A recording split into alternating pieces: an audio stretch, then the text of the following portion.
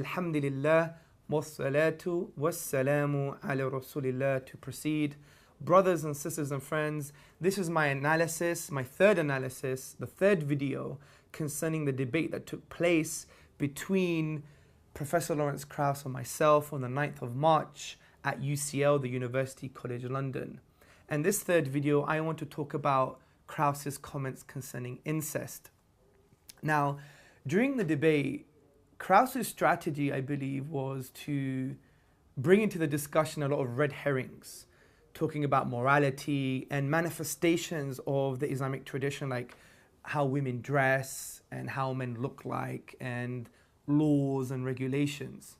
And this was his strategy, and also a typical strategy from atheists, especially atheists online, that when they can't deal with an intellectual argument, they actually start throwing about red herrings.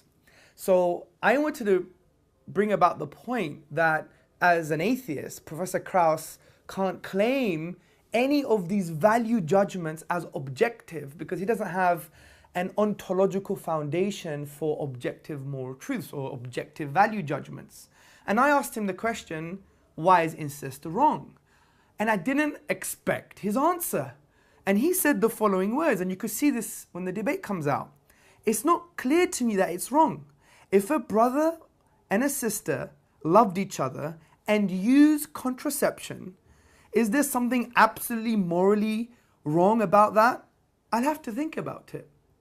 So he was saying there's nothing absolutely morally wrong, which actually proved my point. But I don't want to belittle Professor Lawrence Krauss because he tried to rationalize incest in his own way. And he's trying to show if it doesn't harm anybody, if they use contraception, then it's fine because then you won't have a child that would have a high probability of having any genetic defects. So I don't want to judge him from that perspective. It's not my place to do that. But I really want to talk about the ongoing narrative that has happened online concerning incest. And you had the likes of Professor P.Z. Myers writing an article that's full of dribble and trash. And it's a shame for him to be an academic. He has actually shot himself in the foot. He's digged his own grave because he's saying now, look at all these people, look at Hamza, he's trying to play with Professor Krauss and make him look bad. No, we're not, because these were Krauss's own words. And also he's trying to say, look at Muslims, they sleep with their cousins and they marry their cousins. And what about Adam and Eve? How do you think, according to the Islamic Judeo-Christian narrative, did the world develop, and did you have more human beings being produced? Is because of incest. Now, there's something I want to raise here. First and foremost, as a logical fallacy, because the moral variables were different. The moral variables were different. In the Islamic tradition, the children of Adam, upon whom be peace, there were twins, and each twin was specifically made for each other. And from this perspective, if you really read the story, the moral variables were different. And if the moral variables were different, you can't compare. It's like comparing apples and pears. Also, what Professor P.Z. Myers has to understand is that our current law that is fixed is saying that incest is totally forbidden. Brother and sister, sexual intercourse is totally forbidden. There is no rationalization. And we know this is an internal taboo, but it makes sense concerning our intuition, and it makes sense from a religious perspective. But also I want to raise the following point. No one has taken Krauss's words to the full extent. They've ignored them.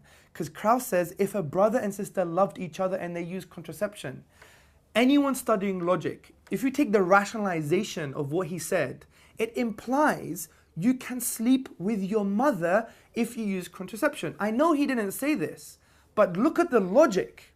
Look at the underlying rationalization. If people love each other and they use contraception, then there's nothing absolutely morally wrong. So then you can infer by any rules of logic that it means you could sleep with your grandma, your sister, and your great-grandmother.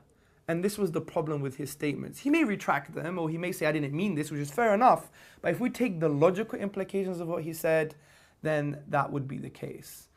And so from the perspective of P.Z. Myers' dribble that he wrote on his blog, I think he needs to retract his statements because it's a logical fallacy and he hasn't really understood the logical implications of his colleague in arms, if you like, concerning his statements on incest. And finally, concerning the cousin marriage, First and foremost, the Islamic tradition doesn't rationalize incest from an absurd perspective just based on two people loving each other, and even if it's your own mother or your sister, you use contraception, it's fine.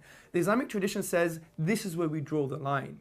And I would raise the question, who draws the line and where? And on what authority? And that raises a whole huge issue concerning objective moral values, not from an epistemological perspective, but the ontology, the foundations.